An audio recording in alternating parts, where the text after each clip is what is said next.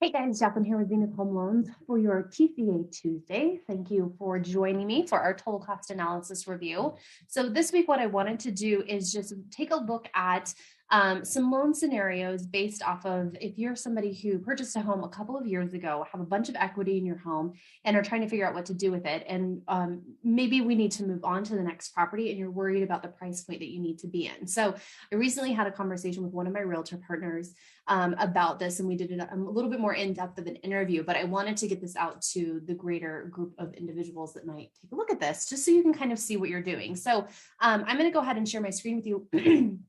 But what I wanted to just point out in these scenarios is just kind of what you've created for yourself as from the decision that you made back in 2017 or 2018. This scenario has 2017, and what that creates for you as far as purchasing capabilities into the future. And so what we have here is assuming that you purchased your home in 2017 for $352,000. We put 20% down. Interest rate at the time was 4.375. So our monthly house payment was about $1,880 per month, and we needed about $70,000 for closing. Now you're looking at a property of now we need to move up in property. I can afford more. I've got all of this equity in my property. So I'm going to sell my house for $615,000. And with that $615,000, we're going to have quite a bit left over from the proceeds of that sale. I'm sorry, trying to find my calculator here. So if we take our $615,000 purchase price, we back out our 6% seller or agent concessions, commissions, excuse me. And let's just say that we owe 250 on the house now.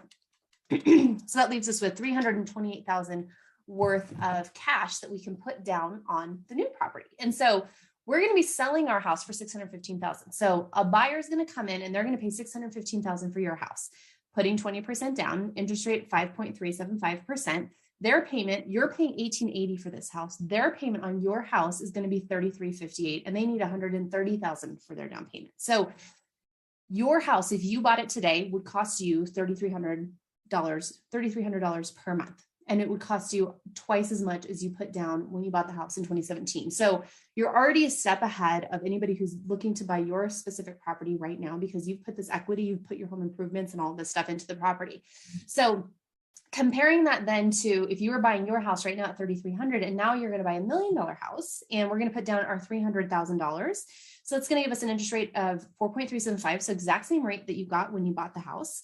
And now our payment's $39.70. So yes, we are increasing our monthly payment by quite a lot because we're buying more home, we're borrowing more money, but we're in a much better equity position because we saved all of that cash from our sale. And we're going to put it down on the new property to help keep our payment where we'd want it to be. So you're essentially getting the same payment, close to it, as what you would if you had bought your own home right now, if that makes any sense. So really what I'm wanting to compare these numbers to for you is so that you can really see kind of what this positive decision that you made a couple of years ago has turned into 5 years later, 6 years later. And being able to take all of that equity that you've earned and grown in your home to put down in your next house, because you're going to be in a similar position a few more years from now or 10 years from now, whatever the case may be, when you go to buy your next property. So we're constantly moving up. And the hard part for people who are in this price point and price range is obviously that monthly payment jump. We're really comfortable at $1,800 a month. We don't want to jump up to that $3,900. That's a big jump, but paying attention to what that equity position is, especially if you've outgrown your home and it's just time to move on.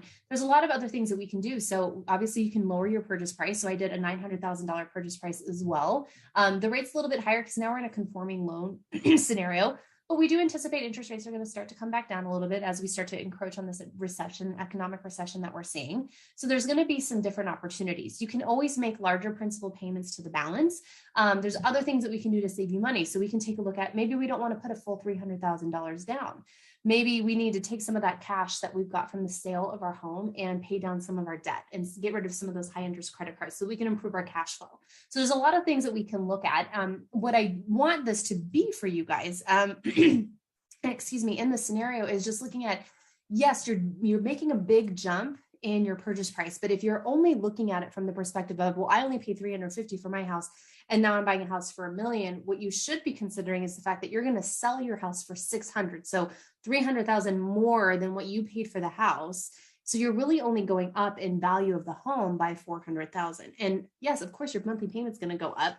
If you're wanting to keep your payment more in line with where you are, then you're going to want to keep your loan amount close to what your current loan amount is, because that's how we're going to get that monthly payment, because rates are about the same today as they were back in 2017 and 2018.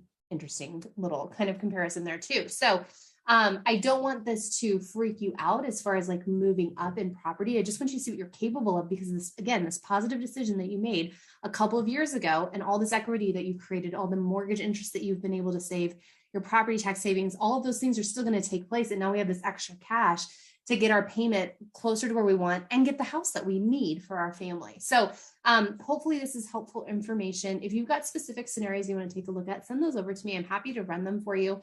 And then we can always take a look at, okay, well, what happens if I make an extra principal payment, or what if I only want my payment to be X? Like, we can always back into those numbers. That's super easy math to create for you based on where you're wanting your monthly payment to be. But just because you're having to jump in property value, don't let that discourage you from moving on to the next property if it's time to move on. Let me know what questions this creates for you guys, and let me know specific scenarios that you'd like to see. But I hope this helps ease some of your concerns around what a potential purchase might look like for you in the future.